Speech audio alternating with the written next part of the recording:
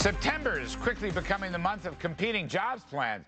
Governor Romney on Tuesday, President Obama on Thursday, and House Speaker Boehner the following week. But it was former Utah Republican governor and ambassador to China, Jon Huntsman.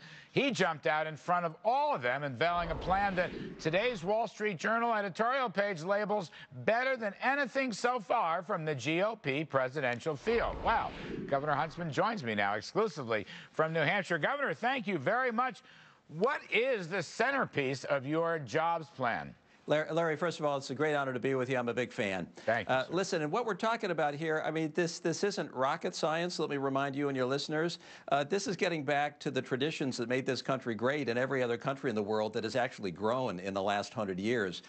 This is about creating a framework, an environment that attracts brain power, that is conducive to the attraction of capital, the aggregation of ideas, and the creation of jobs. You've got to, first of all, attack the tax code. Ours is antiquated, dilapidated, anachronistic. You've got to shake it up to the point where we recommended a couple of days ago. You got to be bold, and you got to take a big picture here. Phase out the deductions, phase out the loopholes on the individual income side, phase out the corporate welfare deductions and loopholes on the business side. Face the reality that not everybody's paying 35% on the business side. Take it down to 25%. Take the income down to 3 rates, 8, 14, and 23. You're able to do it in a revenue-neutral fashion because of the revenue you raise and reinvested back in the tax code. And I would tell you, this isn't theory. This is exactly what we did when I was governor of the state of Utah. Well, let me just ask you, okay, this is good stuff. I mean, I'm a supply-sider, but, I mean, I read your plan. It's very, very interesting, very good. You do want to end the mortgage interest deduction. You want to end the municipal bond interest deduction. You want to end child credits. You want to end energy subsidies. Now, that's brutal political stuff. Can it be done, Governor Huntsman? You know, that's my going-in position. If you want to buy down the rate, if you want to raise the revenue such that you can actually get a competitive rate.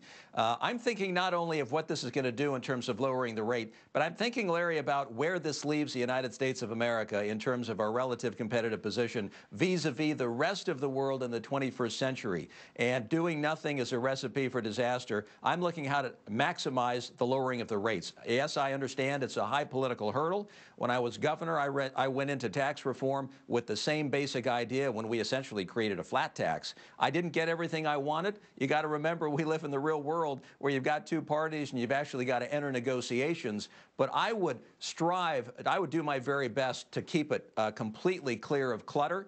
Hard to know what you end up with, but I think that would best serve our competitiveness. What about spending and entitlements? Because one of my worries is over the past 10 years, we have had some economic decline. When you look at it under President Bush and now maybe more so under President Obama, but we've had more government spending from 18% of GDP to 24% of GDP and rising. Right. No one has tackled the entitlements.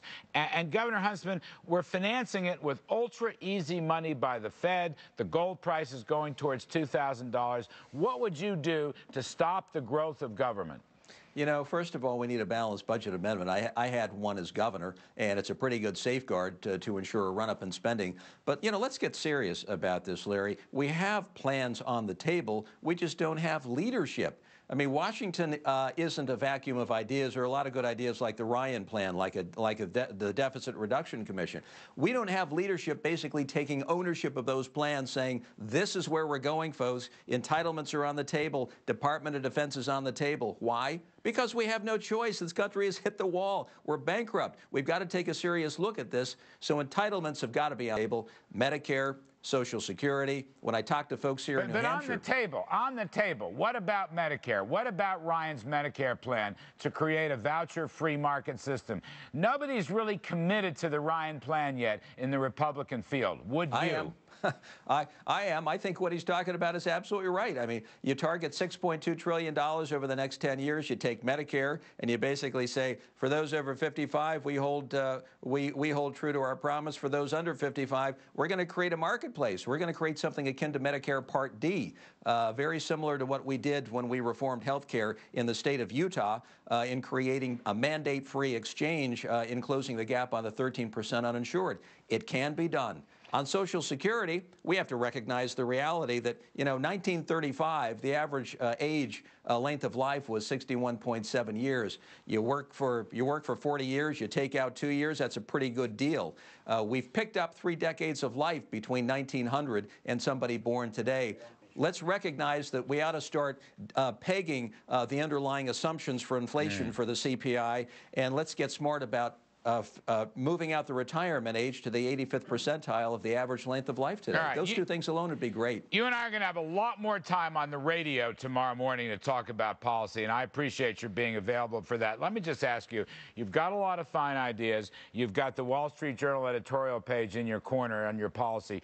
How do you get yourself in this race? You're still down around, I don't know, 1, 2, 3% in the polls. How do you get yourself in this race? It's all about New Hampshire, Larry. This is a state of 1.5 million people. You've got to earn the vote. They want to know who you are. They want to know your heart and soul. They want to know what's in your head, what you've done, and what your vision is for this country. We're walking the streets. We're doing town hall meetings. We did Politics and Eggs the other day, bringing a lot of the local opinion leaders together. We're working this state like no one else, and we've got the kind of approach that is going to win it for us in the end. All right, we'll leave it there. Governor Jon Huntsman, former ambassador to China. I look forward to it on the radio tomorrow. National ABC audience, if I can put that plug in. Thank you, sir.